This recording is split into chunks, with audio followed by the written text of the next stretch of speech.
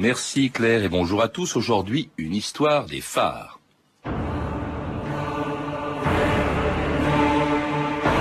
C'est alors que des flots dorant les sombres cimes, la haute majesté d'un phare inébranlable, à la solidité des montagnes semblables, apparaît jusqu'à la fin des siècles sur la mer. Victor Hugo.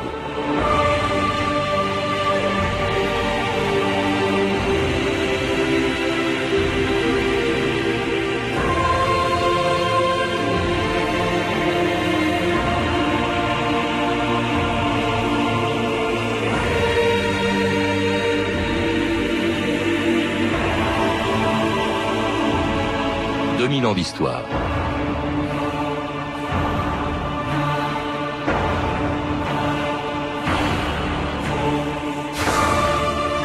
Tous les marins connaissent leurs noms. Ils s'appellent Armen, Créache, La Jument, Roche d'Ouvre, Bishop's Rock ou Cordouan. Et ils doivent leur nom à l'île sur laquelle se trouvait le premier d'entre eux, le phare d'Alexandrie, construit il y a 2300 ans sur l'île égyptienne de Pharos. L'histoire des phares est donc presque aussi vieille que celle des premiers navires. Et si elle finit un jour avec les progrès des moyens de navigation, si l'automatisation a déjà fait disparaître les gardiens de phares, on se souviendra que pendant des siècles, ils auront protégé les marins des naufrages, lorsque pendant les tempêtes, la terre devient aussi dangereuse que la mer. France Inter, le 18 décembre 1989.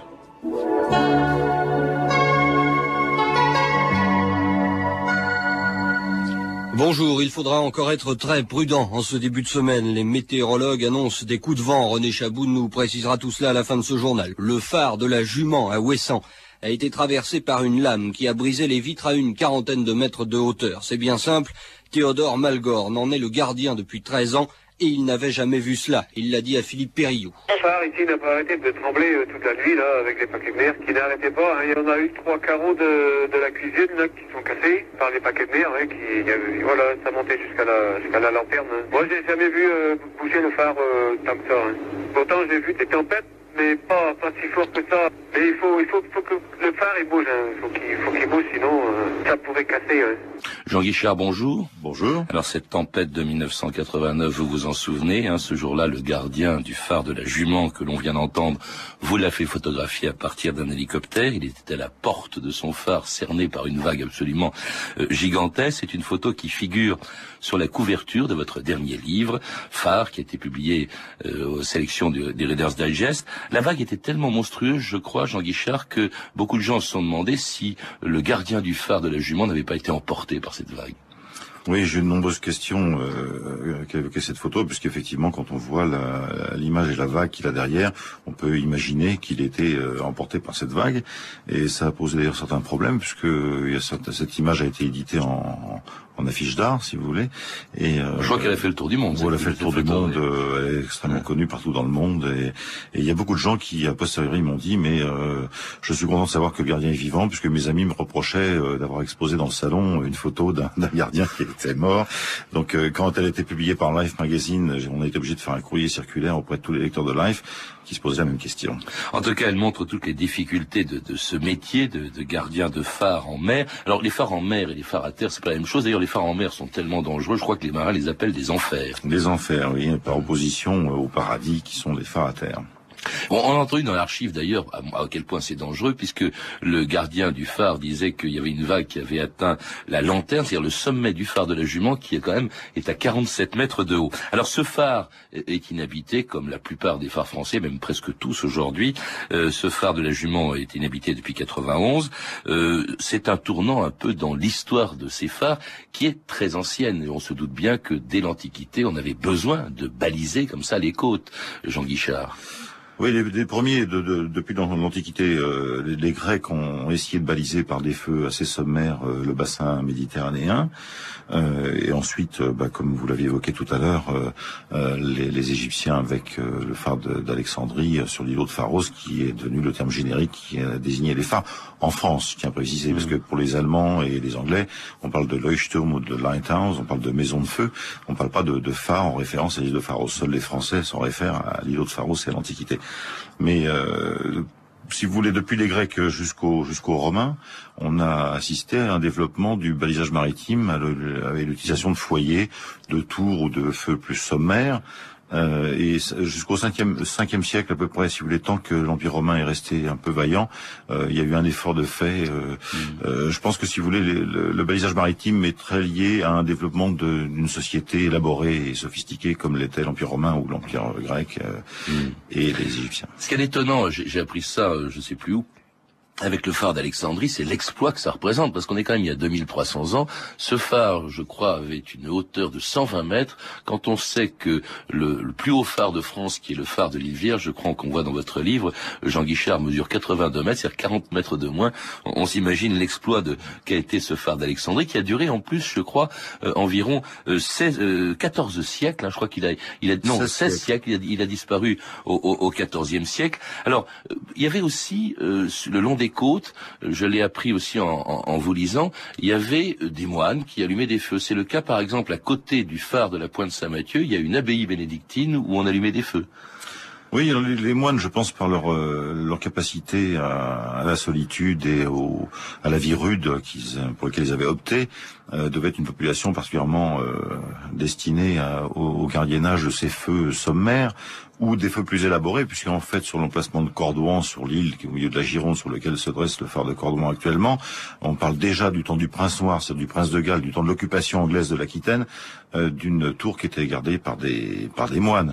Et en Irlande aussi, j'ai de nombreux exemples comme ça, où ce sont des moines qui gardaient les phares, quelquefois dans des endroits absolument incroyables, parce que sur les Skellig, dans l'ouest d'Irlande, dans le comté de Cork, c'est une île absolument inaccessible, et vous avez là aussi un monastère qui probablement balisait déjà la côte et l'île à cet endroit. Vous évoquez, Jean Guichard, ce phare extraordinaire qui est le phare de Cordouan, qui lui fait partie des rares phares qui ont été construits avant le 19e siècle. Il y en a très peu. Cordouan, c'est vraiment une splendeur. Il est à l'entrée de la Gironde. Je crois qu'il a commencé à être construit à partir de Henri III. Et on l'appelait d'ailleurs le Versailles. On l'a appelé plus tard le Versailles des mers. C'est vrai que c'est splendide. C'est une œuvre d'art. C'est une œuvre d'art, oui. Alors c'est un cas tout à fait atypique et particulier, Cordouan. Comme vous l'évoquiez, c'est Henri de Foix qui en a assuré la construction comme architecte du temps de Montaigne. Donc c'est comme en face de Montaigne, il a signé le maire de Bordeaux. Comme Montaigne était maire de Bordeaux, donc ça nous amène. La construction a commencé en 1584, au XVIe siècle, et il y avait très peu d'établissements maritimes à cette époque de type phare. Et en plus, les plans ont été d'une ambition folle, puisque comme vous évoquiez Versailles des phares, on a parlé aussi de phare des rois et roi des phares, puisqu'il comprenait une chapelle, un appartement royal, des boiseries, et il était dans un style totalement florentin, Renaissance. Donc très très loin de la fonctionnalité de base d'un phare. Il se visite d'ailleurs, je crois, comme on visite un château aujourd'hui. Enfin, c'est une merveille. Il y a un très beau phare aussi, mais celui date est postérieur, avec un parquet en marqueterie. C'est le phare de Quéréon, je crois, près de l'île d'Ouessant. Le phare de Quéréon a une très très belle boiserie, dans la salle de garde sous la lanterne, en chêne de Hongrie, avec une rose des vents en marqueterie sur le sol. Tous les panneaux des muraux sont en chêne de Hongrie. Et la cage d'escalier est en opaline d'Italie. Et c'est le cas de nombreux phares, comme l'île Vierge, qui est en opaline aussi, la Jument aussi. Et c'est une particularité française d'avoir des phares aussi décorés. Et c'est dû au fait que dans pas mal de cas, il y a eu des donations financières importantes qui ont permis ces décorations, là encore, bien au-delà de la nécessité d'allumer un feu en mer. Alors ces phares que vous venez de citer, après celui de Cordouan, ces phares ont été construits dans ce qu'on appelait l'âge d'or des phares, c'est-à-dire le 19e siècle, quand un nouveau procédé optique, la lentille de Fresnel, allait permettre aux phares d'avoir une portée considérable, comme celle du phare de la Jument, où a été tourné ce film dont on va entendre un extrait, L'équipier de Philippe Lioré, avec Philippe Torreton dans le rôle d'un gardien de phare en pleine tempête. Moi aussi, je vais foutre le camp. Je vais demander un phare à terre, un paradis. Ici, on appelle ça un enfer. Tu savais ça? S'il n'y a eu pas eu ma baie, il y a longtemps que je serais plus là. Je serais même jamais venu dans ce pays de cons. Je suis de Vannes. C'est un oiseau, c'est rien. L'univers armé, c'est incassable. Non, ça doit être un fou de bassan. Je serais attiré par les phares, je jette dessus. Il n'y a qu'un fou pour faire ça.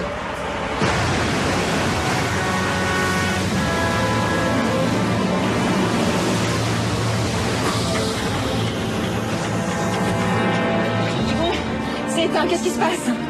Ils vont répondre, le phare s'est éteint.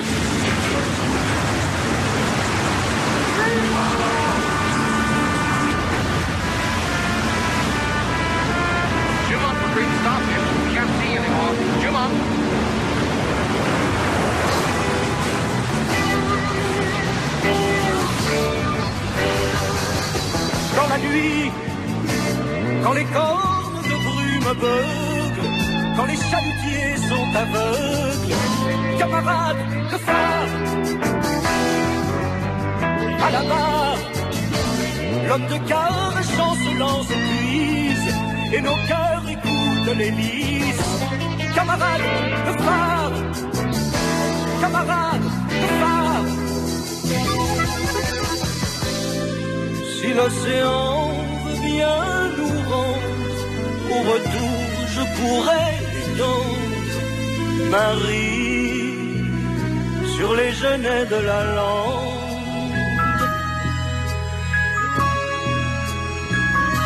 Camarades de phare, peu d'entête. Michel Jonas, Le Phare. Jean Guichard, quand on voit les photos impressionnantes de votre livre, et notamment des phares construits en mer, des enfers, comme on les appelait, on imagine la difficulté qu'il y a eu à les construire, et le temps qu'il a fallu, d'ailleurs, je suppose, pour les construire. Oui, c'est tout à fait impressionnant. Je citerai comme exemple le plus symptomatique le cas de la construction d'Armen. Au large de l'île de Saint. Au large de l'île de Saint, de la Pointe du Raz, en fait, c'est la chaussée de Saint. Il a été construit d'abord sur un caillou de 15 mètres sur 7 mètres. Armen, c'est la roche en breton, et donc ça fait une surface de 105 mètres carrés quand même. Pour faire un phare, c'est assez peu. Il y a eu 5 années de tentatives pour ne serait-ce qu'accoster sur le rocher. Le rocher n'apparaît qu'à marée basse, à marée haute il est submergé. Pendant 5 ans, ils n'ont même pas réussi à accoster sur la roche en question. Et une fois qu'ils ont réussi à accoster, il fallait savoir qu'ils travaillaient avec des brassières, qu'une barque les jetait sur le rocher, qui se jetait pratiquement avec une masse et un bout de fer pour essayer de créer des emmanchements métalliques dans la roche, pour ensuite y ajouter les pierres. Et ils étaient jetés à l'eau par les paquets de mer. C'était complètement invraisemblable. Et ça a duré 14 ans de construction et 20 ans d'entretien pour le consolider derrière. C'est que si vous voulez, au bout de 14 ans, on a dit d'accord, on l'allumait, mais enfin, il était destiné, comme Eddystone, peut-être à disparaître à la première tempête. Et il a fallu 20 ans encore derrière pour le consolider. Vous citez ce phare d'Eddystone, je crois qu'effectivement, il a été enlevé avec ses gardiens. Il n'est plus, on a pu trouver sur le rocher où il se trouvait, on a pu trouver, je crois que simplement une pièce métallique. On dit qu'on a trouvé un anneau. Un anneau. Non, mais ça montre quand même. On le voit encore une fois sur ces photos. Ils sont soumis à une telle pression. Alors, ces phares, au début, avec quoi ils fonctionnaient? Je parle des phares avant le 19e siècle. Quel était le combustible qu'on employait? Je crois que c'était tout simplement du bois. Alors oui, du bois, mais enfin il y a eu des choses un peu plus élaborées, si je puis dire, enfin très variées en tous les cas, parce qu'il manquait pas d'imagination. Il y a eu de l'huile de baleine, de l'huile de colza, du bois et du charbon, comme vous venez de le dire, et du pétrole plus tard. Quoi. Et alors surtout, c'est peut-être pour ça d'ailleurs qu'on a développé leur construction. Il fallait qu'ils aient une portée suffisamment grande. Au 19e siècle, c'est grâce à l'invention d'un procédé optique qui permettait d'en augmenter considérablement la portée, Jean Guichard. Oui, c'est la fameuse invention d'Augustin de Fresnel, qui est d'une part l'optique et d'autre part l'appareillage lui-même, si vous voulez. Parce qu'en fait, l'optique dite de Fresnel existait auparavant. Je veux dire, la technologie de la lentille existait.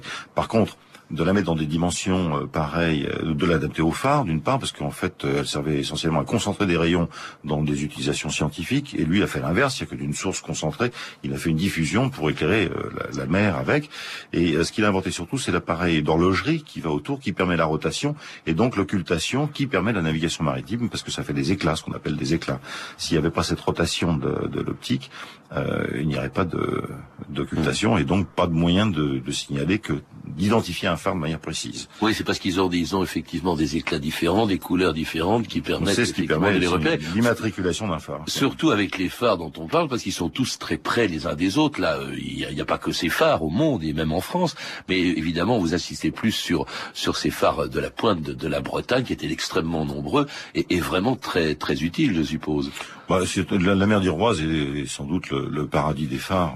C'est un paradis tout court. Le paradis des enfers, pour ce qui concerne les phares. Le paradis des enfers. enfers, absolument. Oui, c'est vrai que c'est le paradis des enfers. C'est un endroit extrêmement escarpé, c'est un endroit extrêmement dangereux dans les renverses de marée, même par temps calme, puisque si vous voulez, on parle de la Pointe du Raz. La Pointe du Raz, c'est la renverse de marée de la Manche dans l'Atlantique, dans les deux sens, et c'est extrêmement dangereux dans tous les cas de figure. Alors en plus, avec des tempêtes, dans le passage du Fromveur à côté de Ouessant, sur Quéréon et la Jument, là où est fait cette photo, dès que vous avez une tempête, ça devient absolument énorme comme condition, quoi. D'où l'importance de la portée, justement. Je crois que c'est le phare de Créache qui a la plus grande portée, qui est à Ouessant d'ailleurs, justement, mais lui est à terre. Créache est sur l'île d'Ouessant lui-même. Il est quand même très exposé parce qu'il est au bord d'une côte particulièrement sauvage et très belle. Il a une portée extrêmement longue et comme l'île Vierge dans le nord de la Bretagne et un phare extrêmement haut. Donc en plus on n'a pas de relief en France, si vous voulez, dans ces régions-là. Donc on est obligé de faire des phares hauts. Si vous allez en Écosse, par exemple, dans le nord de l'Écosse, sur les Shetland, etc., vous avez des phares qui, point de vue construction, ne sont pas très hauts parce qu'ils sont eux-mêmes sur des falaises qui font 100 mètres de haut. Donc justement, vous attachez de l'importance. Il n'y a pas que les phares français dans votre livre, Jean Guichard. Il y a aussi beaucoup de phares étrangers. Et assez curieusement, en tout cas pour le nord de l'Amérique, le Canada ou les États-Unis, on voit bien qu'on a attaché, en les construisant, souvent au XIXe siècle pour la plupart d'entre eux, beaucoup moins d'importance à l'architecture.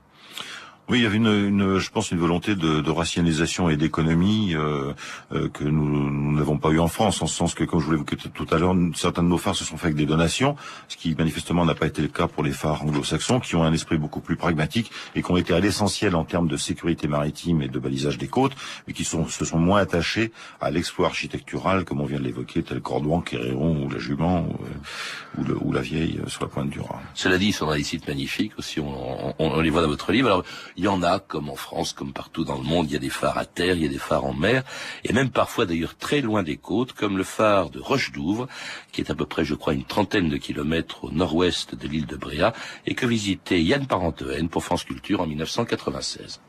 Il y a une échelle, on monte, on arrive au premier étage, bon là c'est des voûtes, c'est des débarras quoi. Après on monte un étage, on arrive à l'étage machine, salle radio. Ensuite, on a un étage avec des batteries et l'atelier. Après, l'étage cuisine, salle à manger, une salle de bain, une grande chambre avec 2 lits. Et après, il y a la tour. Il y a 329 marches, quoi. Du pied du phare pour arriver jusqu'à la lanterne. Donc, il y en a un qui monte pour l'allumage et l'autre pour l'extinction. Au moins une fois par jour. On passe en gros entre 6-7 mois de l'année là-bas. On y passe la moitié de sa vie. À la limite, je me demande où est ma résidence principale. Est-ce que c'est ici, chez moi? Est-ce que c'est le phare? C'est presque le phare, ma résidence principale. C'est entre deux eaux en traversant la brise. 3 de nos marins ont bien perdu la vie. Entre le pilier des Noirmoutiers, entre le pilier des Noirmoutiers, par les coups de vent et par les coups de mer, les toits m'a tombé, grand Dieu, quelle misère. Qui a proposé la chanson, qui a proposé la chanson, c'est le garde-phare en voyant le courage de tous ces marins après le naufrage. Entre le pilier et Noirmoutier, un chant relatant le naufrage d'un 3-mâts norvégien en 1878, un chant écrit, je crois, par un gardien de phare comme celui que l'on a entendu tout à l'heure à Roche-d'Ouvre et que vous connaissez, je crois, Jean Guichard. Oui, j'ai Parce que vous ne vous contentez pas de photographier les phares de l'extérieur, vous vous intéressez aussi à ce qui se passe dedans. C'est même l'essentiel de travail que j'ai fait sur les phares. Si vous voulez, historiquement, pour revenir 2 minutes là-dessus, j'ai commencé mon travail sur les phares par les gardiens de phares, sachant qu'ils étaient destinés à être, que les phares étaient destinés à être automatisés. C'est comme ça, en fait, que j'ai commencé mon travail sur les phares, et après je me suis intéressé à l'architecture et au paysage qui les entoure. Pour revenir au gardien qu'on vient d'entendre, il s'agit de François Joas-Boutrel, que j'ai reconnu, je ne savais pas que c'était lui que vous aviez interviewé, et il a... C'est Yann Parentehen, c'était en 96. Oui, c'est une archive, mais et François Joas-Boutrel a ce site particulier, c'est c'est un peintre formidable, et c'est en particulier un peintre d'icônes. Il aurait pu enseigner la peinture pour icônes. Il a cet aspect de cet art qu'il a développé en tant que gardien sur le phare des 7 îles et des Roches-d'Ouvre à l'époque. Et il a fait aussi une chose en travail de peinture extraordinaire, c'est qu'il a peint son phare des Roches-d'Ouvre à la manière de tous les grands maîtres. Et on a fait un livre là-dessus parce que c'est tout à fait étonnant. Parce que justement, on se demande ce que peuvent faire ces gardiens de phare en restant aussi longtemps. Combien de temps restait-on puisqu'il n'y a plus de gardiens de phare, il n'y en a plus que dans un phare. Les périodes de veille à bord des phares ont été très variables selon les époques et selon les lieux. En fait, si vous voulez, il n'y a pas de réglementation au niveau de la direction des phares et balises sur le temps obligatoire. Simplement, il y a une adaptation, si vous voulez, aux conditions de vie, de la nature du phare, l'éloignement des côtes, et puis aussi les tempêtes. Il y a quand même un gardien d'Armen qui est resté, je crois, 101 jours de suite. Ça doit être le record, c'est ça. Ouais. 101 jours de suite sur le phare sans pouvoir être relevé. Parce qu'un phare en mer, comme on évoquait les enfers, si la tempête est trop forte, le bateau de relève ne peut pas passer. Sinon, pour les temps, si vous voulez, ça va être de 15 jours à 50 jours, à peu près 50 jours pour Planier en Méditerranée, qui est un phare assez paisible et qu'une petite île, c'est tout sauf un enfer. Et les phares bretons d'Iroise, qui sont des enfers pour la plupart, une quinzaine de jours, c'est déjà bien, je pense, quand les conditions météo permettaient de les relever, évidemment. On est deux, en général, dans un phare. Tout à fait, oui. On a toujours l'habitude de dire le gardien de phare. En fait, ils sont toujours deux, puisqu'il faut assurer une veille, garder la flamme. Il faut qu'il y en ait un qui se repose pendant que l'autre s'occupe de veiller le feu, etc. Mais il y a des quarts, comme dans les bateaux en mer, dans un phare. Oui, si vous voulez, dans le cahier des charges du gardien de phare, il y avait d'assurer la sécurité maritime et donc la sécurité de la flamme du feu. Et donc, il était hors de question qu'elle s'éteigne pour diverses raisons.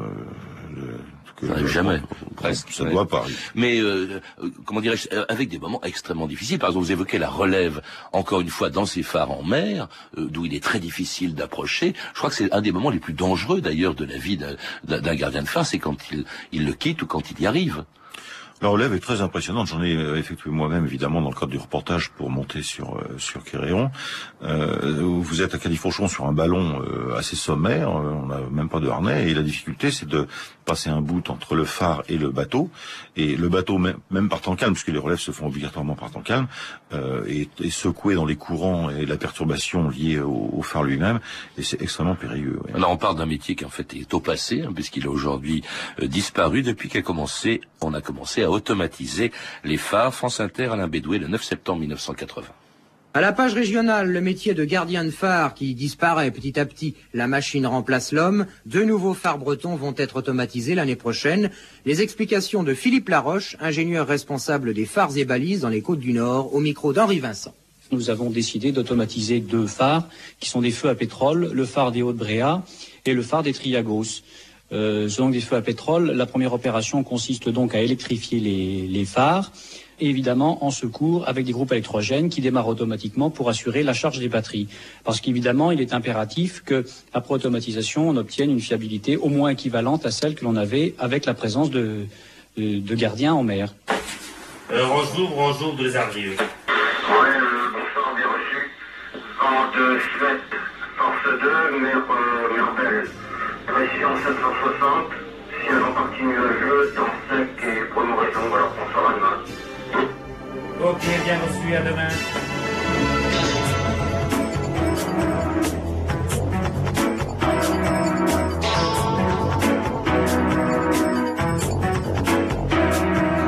Le gardien de phare errant et son phare ne tourne plus rond. Le gardien de phare errant. Et oui, les phares ne tournent plus rond, enfin ils continuent de tourner quand même, Jean Guichard, mais sans gardien de phare. Je crois que le dernier, c'était il y a à peu près 1 an, ou en tout cas quelques mois, c'était le gardien de phare de Quéréon qui est parti. Oui, symboliquement, on en a fait un petit événement, puisque c'était le dernier gardien de phare en mer, puisqu'il existe toujours des phares sur Cordouan actuellement. Oui. Des gardiens de phare à Cordouan. Des gardiens de phare à Cordouan. Et d'autres gardiens à terre, si vous voulez, mais les phares emblématiques de type Quéréon ne sont aujourd'hui plus gardés. C'est évidemment une page qui se tourne, mais les anglo-saxons, par exemple, les anglais, les irlandais, avaient fait ça bien avant nous, donc on était plutôt en retard. C'est parce qu'ils sont automatisés. Mais que deviennent leur vie quotidienne, et notamment pour ce qui concerne les très beaux phares comme Quéréon, avec sa marqueterie, qu'est-ce qui devient un phare sans gardien ? Il y a un petit problème qui est posé en termes d'entretien, évidemment, mais il faut pas oublier que c'est pas parce que le phare n'est pas gardé au quotidien qu'on on s'y intéresse plus et qu'il n'est pas visité régulièrement par les phares et balises. Et en fait, si vous voulez, les anciens grands gardiens dans pas mal de cas, sont devenus les agents d'entretien qui reviennent sur les phares qu'ils connaissent bien, mais au lieu d'y rester 15 jours, ils sont déposés en bateau ou en hélicoptère, ils font leur mission d'entretien et ils quittent le phare après. Mais effectivement, il y a un petit problème qu'il faudra régler dans le temps sur la dimension patrimoniale du phare lui-même. Alors les gardiens de phare ont disparu, mais pas les phares. Est-ce qu'ils servent encore à quelque chose? Est-ce que, au fond, avec la navigation électronique aujourd'hui, les phares ne sont pas condamnés à disparaître, Jean Guichard? Non, je pense pas, parce que si vous voulez, dans la tradition de la navigation maritime, il y a toujours eu de multiples moyens de naviguer. Les marins aimant bien croiser les informations pour vérifier leur position en termes de sécurité maritime, c'est le minimum. Et donc, si vous voulez, il y a une évolution des choses. Je pense qu'il y a certains métiers qui, effectivement, ont tendance à disparaître, puisqu'il y a des technologies nouvelles comme le GPS qui, effectivement, rendent de grands services. Il peut tomber en panne, remarquez. Et bon, donc, l'intérêt du phare. Effectivement, il peut tout à fait tomber en panne, et dans ces cas-là, on est quand même content d'avoir le phare.